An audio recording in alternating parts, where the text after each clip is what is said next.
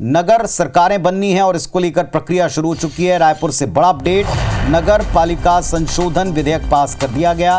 विधानसभा में विधेयक पास हुआ है। निकाय और पंचायत चुनाव एक साथ कराने का प्रस्ताव ये था, जिसका पास होने के साथ ये तय हो गया कि अब दोनों चुनाव एक साथ होंगे।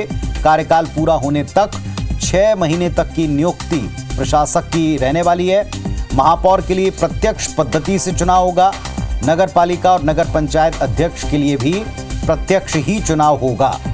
निकाय और पंचायत चुनाव में ओबीसी आरक्षण लागू होगा और अधिकतम 50% आरक्षण की सीमा लागू रहेगी।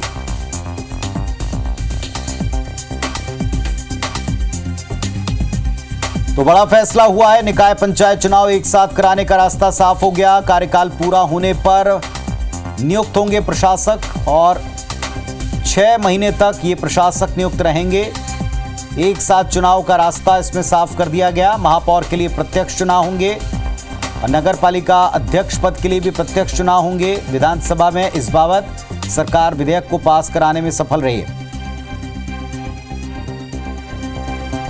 और इस वक्त हमारे सहयोगी राजेश राज जुड़ रहे हैं, उनका हम रुख करते हैं। राजेश राज हमारे सहयोगी इस वक्त ज्यादा जानकारी के साथ जुटे हुए। राजेश, बताएं, ये परिवर्तन होना ही था, तैयारी सरकार की थी, पास हो गया, बताएं इसकी डिटेल्स।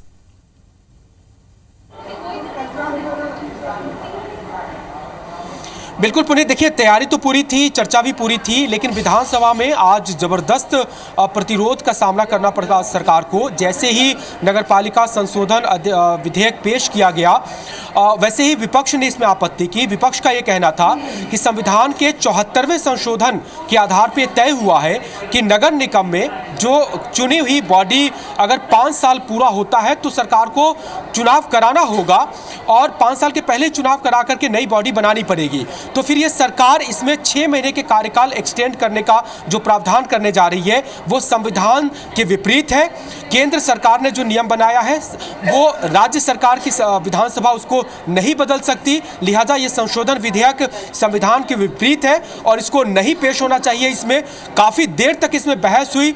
वित्त जो अरुण साव है मंत्री, उन्होंने समझाने की कोशिश की, लेकिन विपक्ष संतुष्ट नहीं हुआ और फिर अध्यक्ष ने व्यवस्था दी कि विपक्ष का जो आपत्ति है वो दरकिनार की जाती है।